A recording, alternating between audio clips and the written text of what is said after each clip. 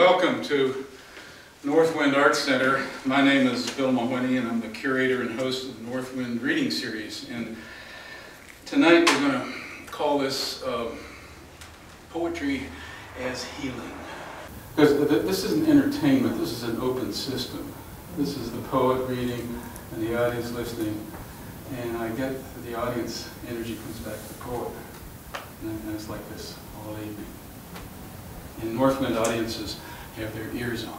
So thank you for coming out.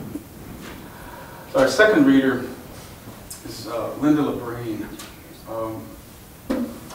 Began writing poetry as a young girl. She's lived in Port Townsend for over 30 years.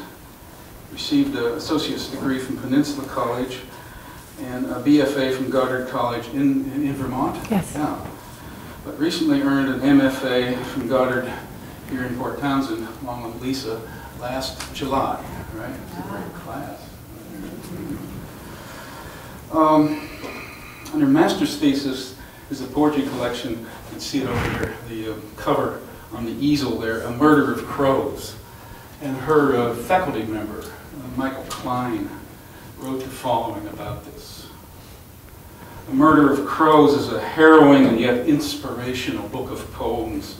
It is, among other rarities, a book about racism, written by a white woman living in the West, as well as being a book about the complexity of love, interlaced with the complexity of terror.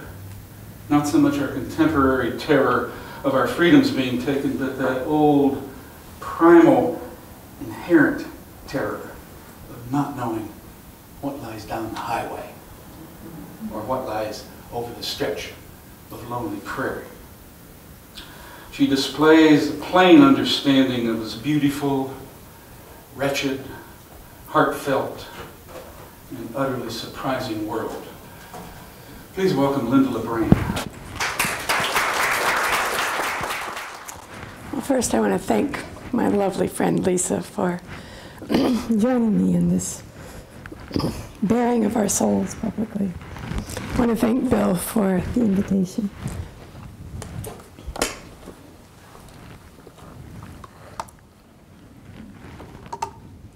There are 3 sections in my book. Excuse me. These are my 3 areas of passion. First is to speak about racism always and its ever-presentness in our lives, as just recently a young man carrying a can of iced tea and a bag of Skittles was killed, a young black man. And I have a lot of feelings about my position and my power to be able to change that and to help it. So that's my illusion. This is called Wait and Prayer. Praying white women, my great-grandmothers, refused to see as they sold away a black woman's child, ignored their husbands slipping out of bed, creeping to rape slave women and little girls, closed their eyes to the translucent white blood in black babies, passed their white babies to milk-filled black breasts. Grandmothers, can you hear me? Christian women, hearts of stone. Imagine yourself chained to a ship, tightly packed, sailing into hell. I am the blood of these weighted women. I am drowning in their complicity.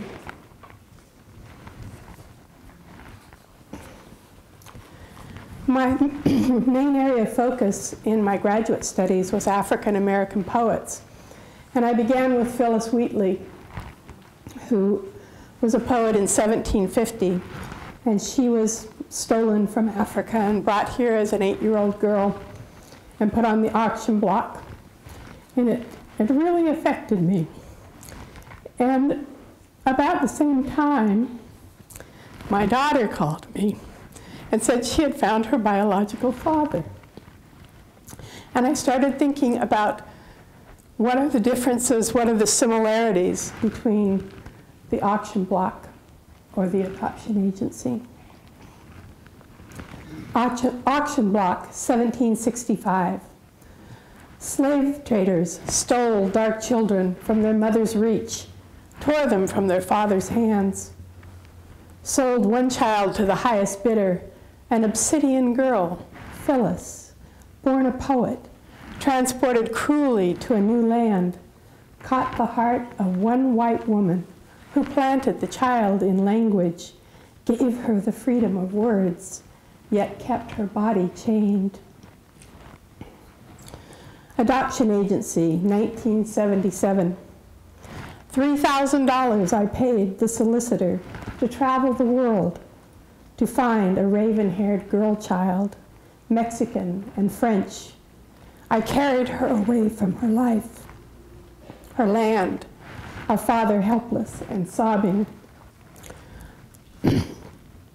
I planted the child in language, gave her the freedom of words and music, claimed her as my own. She found her father, searching for her. 30 years of tears washed away the sorrow whole.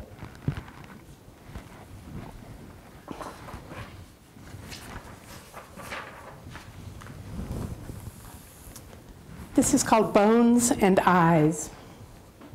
The photo on page 3 of the New York Times, a small boy, Ethiopic face, round as the moon in the dark night, eyes beautiful, black as the barrel of a gun.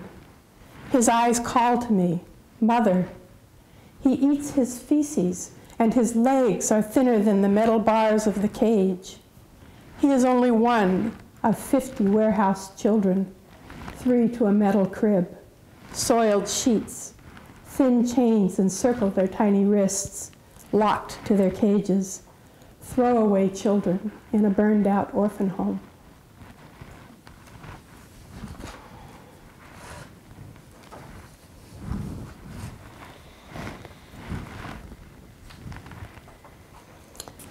This is a story that came from a dream about a time during slavery. It's called Sweets. A slave woman whose name was Stone sang rivers into meandering, sang birds into nesting, sang cotton into blooming, gladdened the hearts of the hopeless. White Mr. Harris slipped on down to the crude cabin. He brought sweets in his pocket, left them for Stone on the table when he finished with her. Many months the pile of sweets grew, and Stone no longer sang, only moaned low and hurt while sweeping. A baby girl cried into the world, brown, not black like Stone. She became rock, and her mother held and rocked her many years, past baby years, past toddling years. Stone molded her into young womanhood, praying that loving would protect the child. One night, Stone heard Mr. Harris come, lay sweets on the table next to Rock. She heard the stifled screams, the after tears. Stone slipped silently out her cabin door, down to the river's edge, roped herself to the limb of an oak, hung herself over the babble of the river stones. Rock grew into a mountain. She took Mr. Harris to town in the buggy, disguised, bonneted, and aproned like a mannered woman. Nobody knows how it happened. Neighbors found him face down in the river, beyond the bridge, beyond the bend, 1-inch hole in his neck, drowned in his own blood. At the grave on the hillside, all the slaves were given the day to mourn, songs of jubilation masked in minor key. Rock stood among them, one apron pocket full of sweets, one pocket secreting a 2-inch knife wiped clean of her own blood.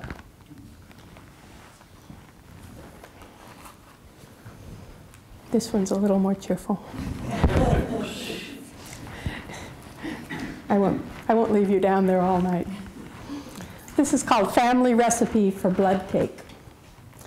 Powdered confectionery mothers, rich dark chocolate fathers, Mexican coffee sisters, swirled caramel brothers, cream white babies with licorice eyes, yellow saffron girls with blueberry eyes, cinnamon stick uncles, almond molasses aunties, pecan-hued grandpas, caspered flower grandmas with eyes the green of limes, ginger-toned nieces, nutmeg nephews.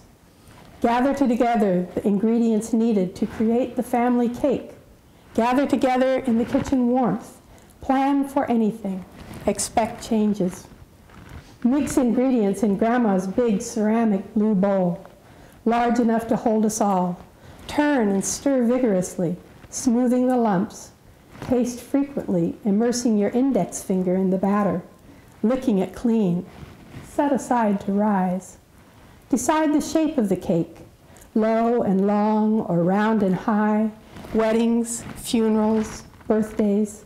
The cake changes as the family changes. Each receives their just desserts.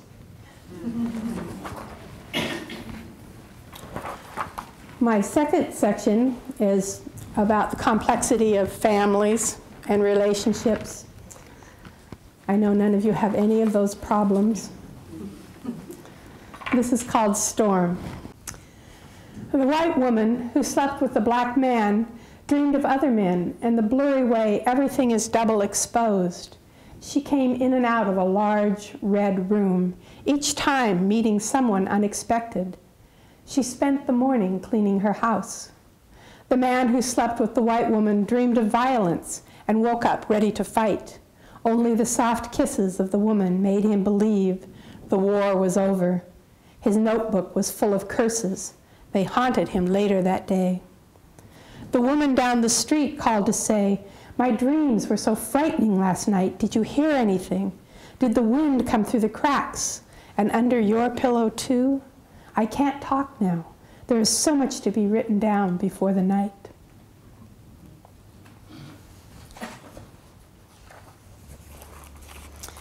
And this is a poem about the eternal struggle between men and women. It's called She Say, He Say.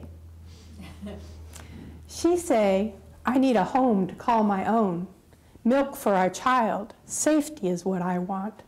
He say, "I need to buy a new Lexus, freedom to drive forever."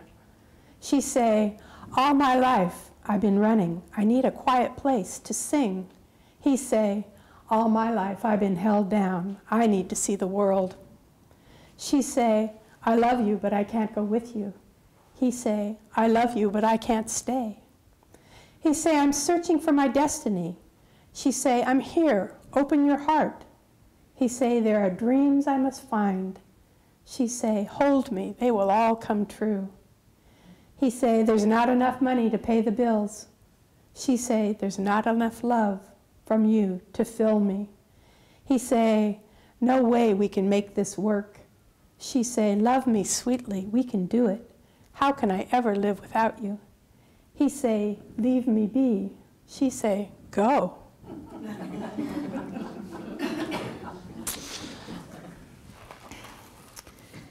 This is one of my more interesting publication sources. It was published in the Washington State Self-Help Divorce Manual.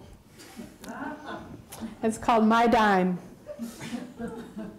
What I did not call to tell you is that our divorce is final, or that Michael is so tall now he leans on my head, or that the apple tree has 3 times as many apples now, or that the winter storms ripped the entire concrete wall into the sea, the one at the bottom of the hill by the beach. They rebuilt the steps out of driftwood.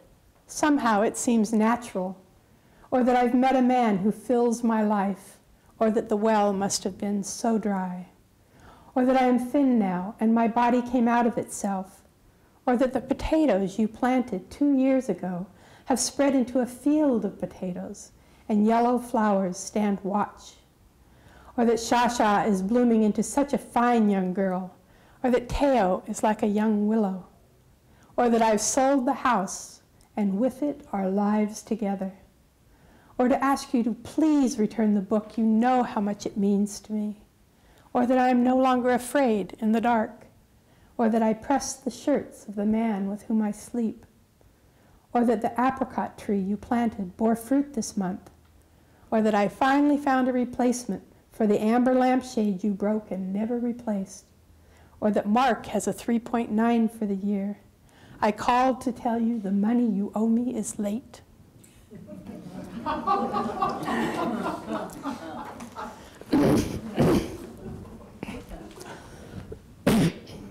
Excuse me. The Port Townsend community is so full of talented and amazing artists, women who share with each other. And this is called Knitted Women. I crochet a thin black veil. I silhouette my thoughts with lace of my making, tatting words delicate as spider silk, looping grief and knotting sorrow, as fine as gossamer on a summer day. I cover myself with invisibility. I remain to be seen.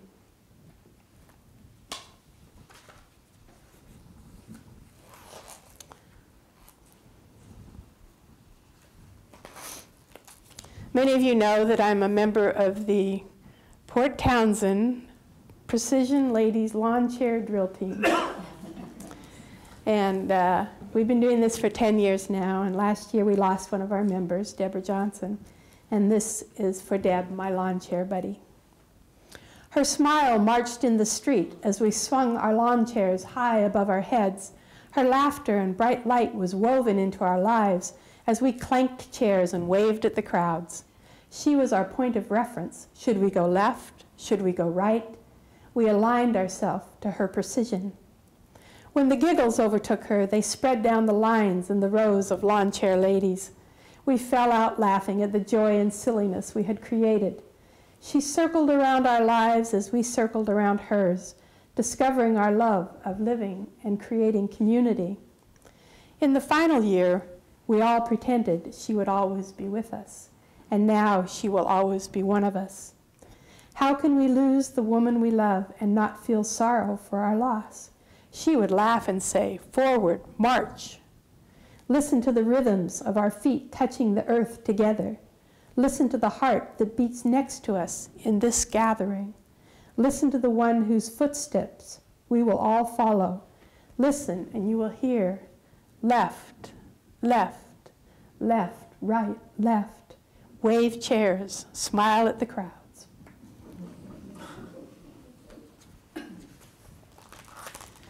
This is a little light comedy scene I wrote from the Garden of Eden.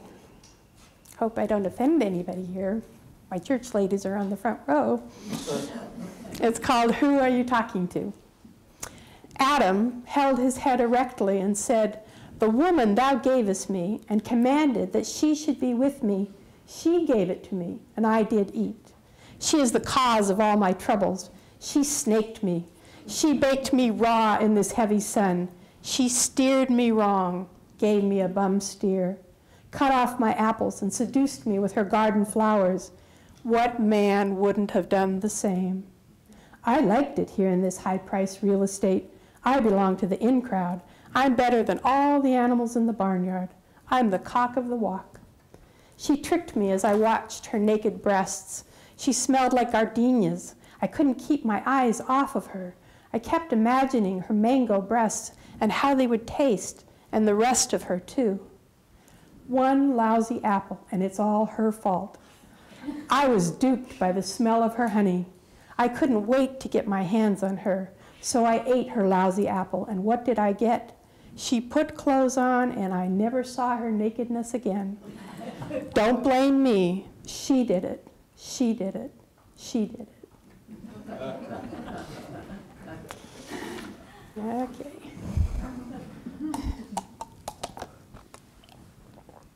Well, very similar to Lisa, I have a section in my book that I had no plans in writing, and they just fell out of my dreams and were under my pillows at night.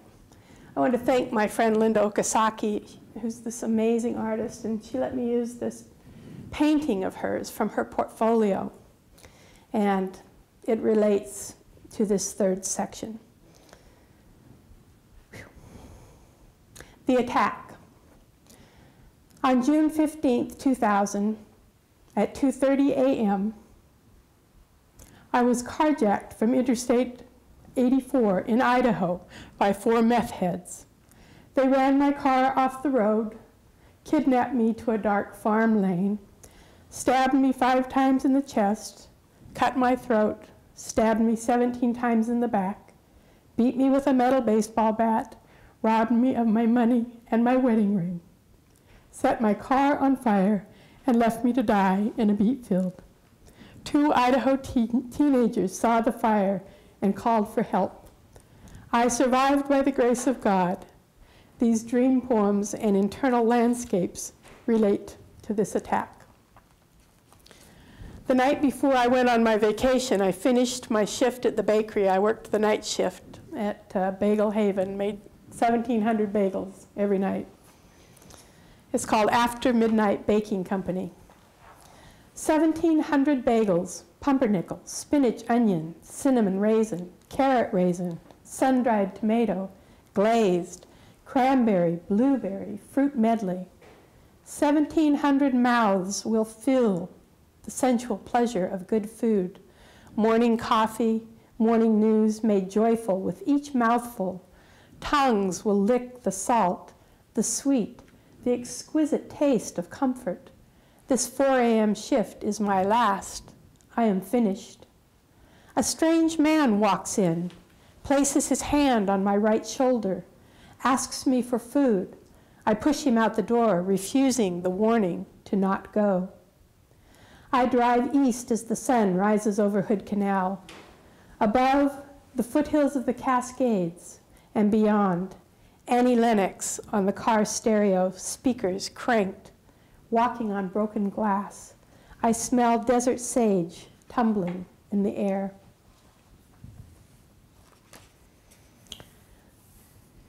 This is called Blanche Romance Makes a Thursday Crossing, which is the name of another Linda Okasaki painting.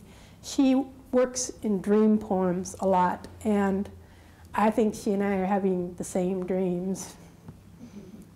Radioactive blood sky points the way to the other side. The end of an era passes by, and the wolf approaches. He lays his paw on my right shoulder. His tail flies in my face. Everyone is staring as I consider within which moon was I conceived. An image rises, flooded by salt, haunts the clouds, frightens the passers-by. Headlines inked on the newspapers warn, "This is a brutal ride. There will be no survivors. This water will turn to red earth." The wolf smiles, reminding me the choice is mine, to follow the full moon, white reflection on planets of glass visions. We are in the process of investigation. Prepare to stand watch. Prepare to live against all possibilities.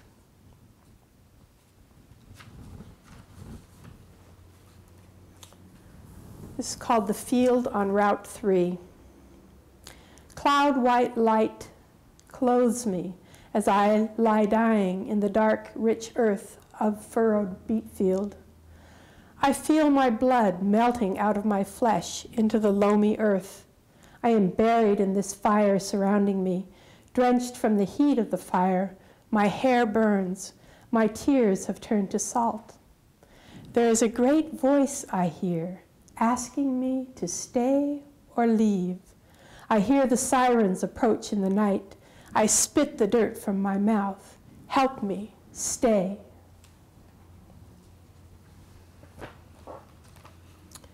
This is called The Deadline. The deadline has arrived now and today. It appeared in a dream as horses before a cart, as seeds from a wild field of flaming poppies, as the seldom attained peaks of Denali, as snow in the rainforest, as the high tide that swallows Chetzemoka Beach, as neighbors borrowing money, as a violent line in a story about love. I know when it was announced, it seemed as far away as Africa, as Yellow Springs, as Brooklyn, as the end of the world as we know it, as the valley with its hot, dry wind, as the lake with its naked breeze. The call for help has been sent. Understand, we need you now. Understand that you said you would be home by Thursday, and here it is Sunday. You have come, and we are gone.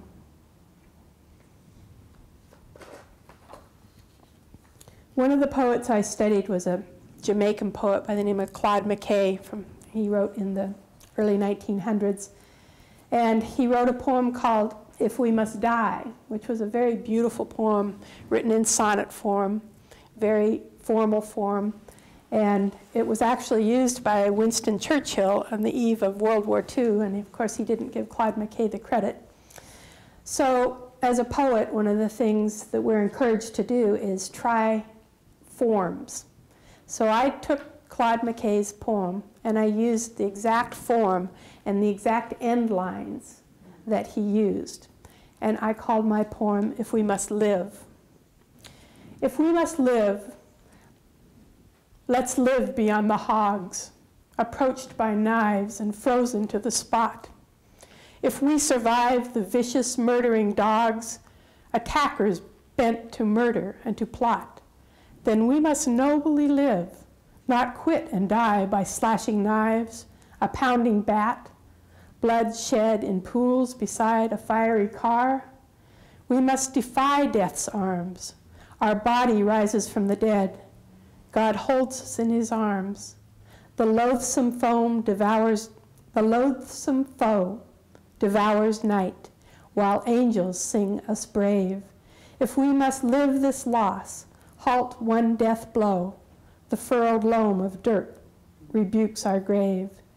Defeat the bullied fear of drug-crazed pack. We'll find our living hope and seize it back.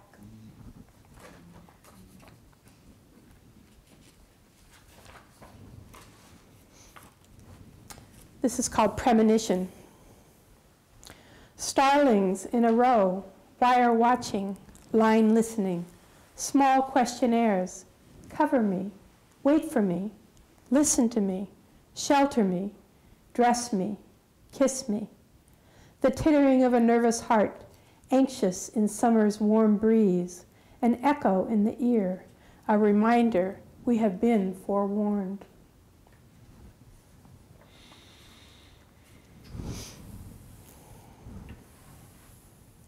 This is a dream. It's called Swimmer. In this sick bed, I dream of pathways through the velvet green treason, a wolf to protect my path, a view to the sea of Admiralty Inlet. A large black vessel approaches, seagulls warn, danger, danger, throw their sharp notes against the red brick. Dreams lap at my closed eyes, swimming in houses of dark glass. Driving alone, dark of night, 4 murderous faces appear. A young boy slashes my throat, sears the knife into my memory. Hearing the jangle of coins in the pocket as my father approaches my little girl room. No weeping from the deep waters can carry me to safety. When will the closing of my green eyes fail to bring the storms of memory? The room grows Ming red in aura. Miles and Coltrane lull me. I long to dream of touch and touching. This is called Night Visits. Are the echoes I hear in my heart only my desires? Can the sound of blood pumping in my head drown this terror of the unknown? Can I learn to stop breathing, hide my location under comforters of red satin? Mother, do you love me? Mother, do you know where I am? Can you save me from the bat feet tangled in my white little girl hair? I scream as the flapping of bat wings beat on my head. Mama, help me, save me. Hush, silence. Echoes ricochet tales thrown through the years, repeating the musky smell of animals in the night. Black cocoons hanging in the rafters, flying towards fear, sensing the exact location of my tiny heart.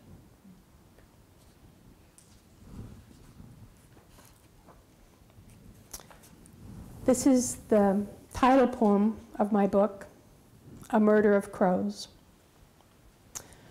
A murder of crows followed me down the street today. When I stopped, they stopped. They filled the hawthorn and ordered themselves on the high wire. They scawed as I pulled my blood-orange scarf tighter around my neck. The chorus of crows sang to me, "We know you have feathered your nest with the grief of others, fed your child from the bodies of living creatures. We have followed you at dawn to that rock by the sea where tears fall into waves, wash away our precious eggs."